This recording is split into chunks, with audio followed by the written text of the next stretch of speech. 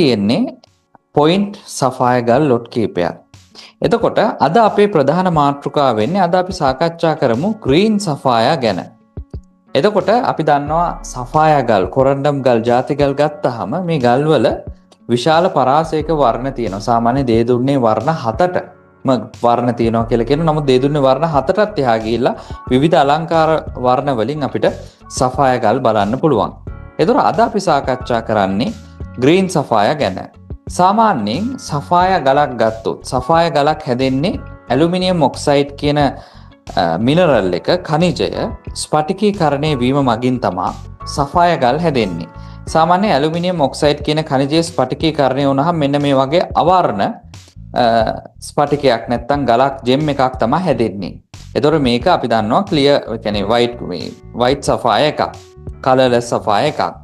නමුත් එතකොට මේ කලර්ලස් සෆායා එක කලර්ලස් මේ ඇලුමිනියම් ඔක්සයිඩ් නැත්තම් අවර්ණ ඇලුමිනියම් ඔක්සයිඩ් ස්ෆටික කොහොමද කොළ පාට වෙන්නේ? එතකොට කොළ පාට වෙන්න තියෙන ප්‍රධානම හේතුව තමයි මේ ඇලුමිනියම් ස්ෆටිකයේ තුලට අපි හිතමු අයන් යකඩ ධන දෙක අයන ගියොත් මේක කොළ වර්ණයකට හැරෙනවා. එතකොට තමයි අපිට ග්‍රීන් සෆායා ගල් හැදෙනවා කියලා නැත්තම් කොළ වර්ණයට හුරු මෙන්න මේ වගේ ගල් හැදෙනවා කියලා කියන්නේ. එතකොට සාමාන්‍ය එමරල්ඩ් ගලකට වඩා ග්‍රීන් සෆායා ගලක වෙනස තියෙන්නේ ඔයාලට පේනවා ඇති අපි මේකට ඉංග්‍රීසි භාෂාවෙන් කියනවා ඩර්ටි ග්‍රීන් කලර් එක කියලා. චුට්ටක් අර කැලෑවේ තියෙන පාට ටිකක් යෙලෝවිෂ් ගතියක් ඇවිල්ලා තියෙන කැත කොළ පාටක් තමයි සාමාන්‍යයෙන් ග්‍රීන් සෆායා වල තියෙන. කැත කොළ පාට කියව ඒකට ඩර්ටි ග්‍රීන් කියලා තමයි සාමාන්‍ය ඉංග්‍රීසි භාෂාවෙන් කියන්නේ. ඒත් එක්ක මේ ගල ගත්තොත් ඒ ටිකක් දුඹුරු වර්ණයට පොඩ්ඩක් බරයි. ඒ කියන්නේ මේ ගලේ සැචුරේෂන් එක අඩුයි. එතකොට මේ ගල් ටික ගත්තොත් මෙයාලගේ සැචුරේෂන් එක වැඩි, මෙයාගේ ටෝන් එකක් ටිකක් ඩාර්ක්. එතකොට මේක ගත්තොත් මේවල බ්ලූ ටෝන් එකක් තියෙනවා වලට පේනවා ඇති. ඒකට හේතුව මේ පහළ ගල් දෙක ගත්තොත් මේ දෙක බ්ලූ ග්‍රීන් සෆායා කියන කැටගරියට අයිති වෙන්නේ. එතකොට ග්‍රීන් සෆායා, බ්ලූ ග්‍රීන් සෆායා කියලා තියෙනවා. ඒත් එක්කම GIA ලගේ නිර්දේශ වලට අනුව ඔකට ටෝන් එක, සැචුරේෂන් එක වගේ දේවලුත් වර්ණය ගැන කතා කරද්දී අපිට කතා කරන්න තියෙන ටෙක්නිකල් වචන වලින්.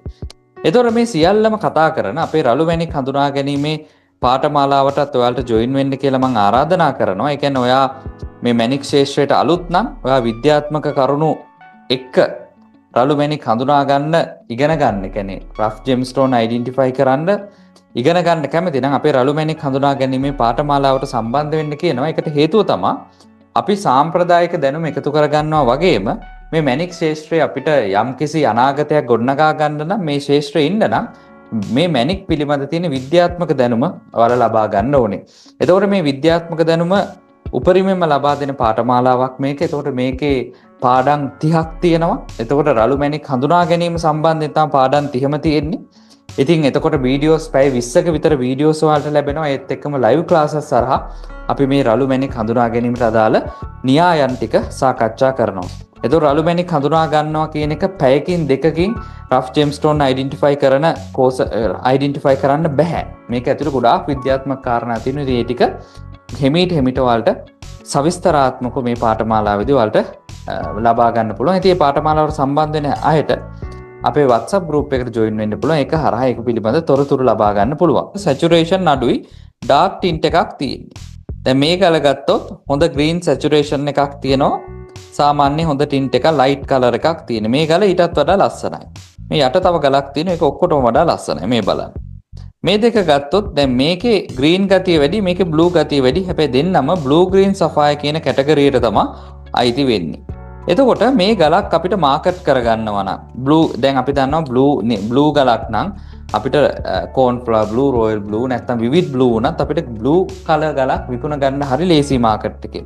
එතකොට මේ ග්‍රීන් සෆායා අපිට විකුණ ගන්න පාවිච්චි කරන්න පුළුවන් එක ස්ට්‍රැටජි එකක් තමයි විශේෂයෙන් ලංකාව මාකට් එකේ අපි මේ බ්ලූ ග්‍රීන් සෆායා අපිට මාකට් කරනවා නම් කරන්න පුළුවන් හොඳම ස්ට්‍රැටජි එකක් තමයි අපල සඳහා ග්‍රීන් සෆායා භාවිතා වෙනවා.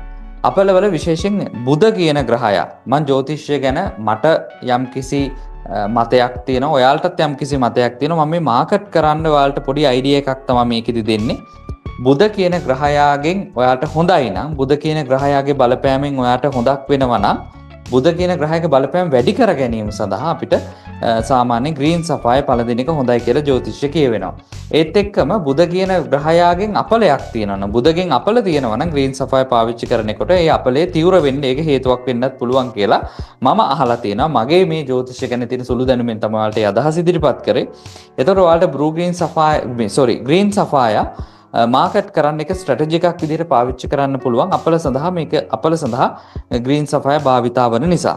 ඒත් එකම අපි ගත්තොත් එහෙම දැන් ග්‍රීන් කලර් එක කොළ පාට ගල් ගත්තොත් එහෙම අපිට තෝරගල් ජාගුන් තෝරගල් එහෙමත් පාවිච්චි කරන්න පුළුවන්. නමුත් තෝරගලක තියෙන එක ප්‍රශ්නයක් තමයි තෝරගල ටික රේඩියෝ ඇක්ටිව්. එතකොට ඕක දන්න සමහර අය රේඩියෝ ඇක්ටිව් එක අපිට හානි කර මට්ටමක නැති වුණාට ඕක දන්න කට්ටිය සමහර වෙලාවට තෝරගලක් ග්‍රීන් සර්කන් ගලක් පළදින්න ටිකක් මැලිකමක් දක්වනවා.